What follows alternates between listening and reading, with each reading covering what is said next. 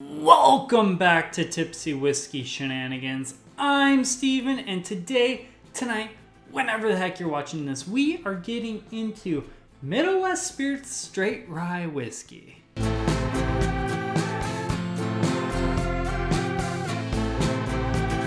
Before we get into today's review, please do me a favor, like and subscribe. That helps us out a ton and we appreciate your support. But let's get back to the review we're here to do today, which is Middle West Spirits Straight Rye Whiskey. Full disclosure, I have to say before we get into this review, this bottle was sent to us by Middle West Spirits, so we appreciate you all for that. But in no way, shape, or form is that going to influence our review or anything. I'm going to be honest about what I think about this bottle. But I'm super excited all the same because, well, rye whiskey. I freaking love rye whiskey. And this is a very interesting rye whiskey that I honestly, even though I've had a little bit of it, I haven't really delved into it. So this is going to be the first time I'm getting nerdy about it. So this is a $45 whiskey on their website. So not too crazy for a rye whiskey. $45. It is dark pumpernickel rye aged over 3 years. So I don't know crap about rye. I don't know nothing about nothing when it comes to rye outside of I like drinking the whiskey it makes. So I don't know what kind of version of rye that is and if that's the entire mash bill. It's 100% dark pumpernickel rye. Was not able to find that online, but if you're nerdy out there and you understand what any of that means, let me know in the comments. I actually would love to know. But so it's a dark pumpernickel rye aged over 3 years, which 3 to 4 years is right when rye whiskey starts getting real good. So I'm excited to see how that comes out. ABV on this guy is 48% ABV, so it's just almost at 100, which is that perfect sweet drinking spot. So yeah, a rye whiskey, 3 years old, made a dark pumpernickel rye that's $45 online. Let's get into it. And the main thing I'm really excited about this is I've never seen anything about this and never heard anything about this. So it's a whole new world for me. You know, when you get into Sagamore Spirits rye or because that's my favorite rye brand out there, you already know so much about it because everyone talks about it. So this is a new one. I'm excited to adventure into a world of whiskey I've never heard anything about. Ooh. And it's definitely different. It's softer. It's almost like a wheated. You know how a wheated bourbon's soft and light and vanilla, but then it still has those bourbon characteristics. This is a rye. It's soft, vanilla, kind of bready, but it still has a spicy cinnamon, black pepper note in the background. A nice clove. Very rye forward. Rye forward, bready, soft vanilla. Heavy on some caramels and brown sugars.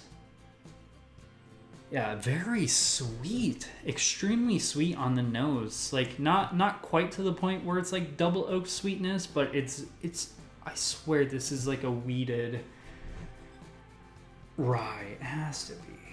I mean, it says absolutely nothing on the label of what the mash bill is and online.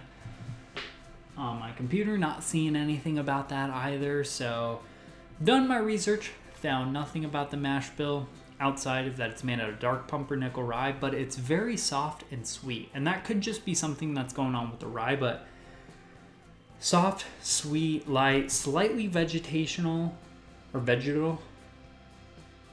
Little peppery, very, very caramel, wheated softness, brown sugars, but also there's a little zinger in there of just spiciness as well. Not a lot of fruit, not really getting any fruits or citrus. Not anything that's overly minty. It's more of spiciness instead of herbalness. If anything, I would say it's kind of like a green tea. Let's go ahead and get on the palate.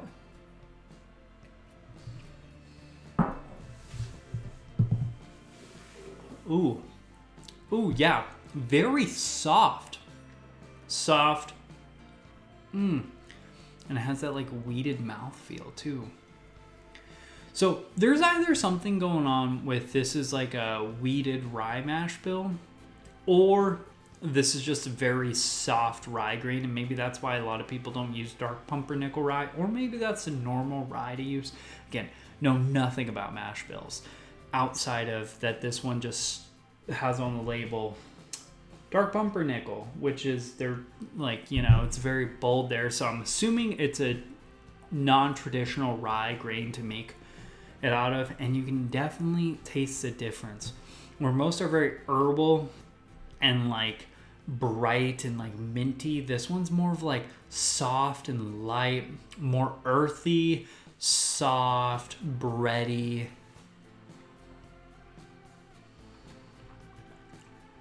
A little bit more vegetal, heavy on the cinnamon, a little spice of pepper, a little spice of pepper, a little zinger in there, and just finish off very soft, sweet. This is damn crushable for something that's like like it's almost 100 proof. Yeah, 96 proof. For something that high in proof, I wouldn't expect it to be this crushable, but the nose, it's light, soft, super inviting. The palate is super inviting.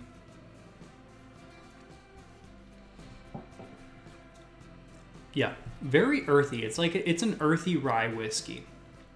It's a little earthy, a little nutty, like a nutmeg type spiciness going on in there as well. Cinnamon, a little bit of pepper, it's like green tea, vegetal, and then just a huge amount of like soft vanilla. Very solid finish, nice mouthfeel. I like it. I like it a lot. This is really crushable.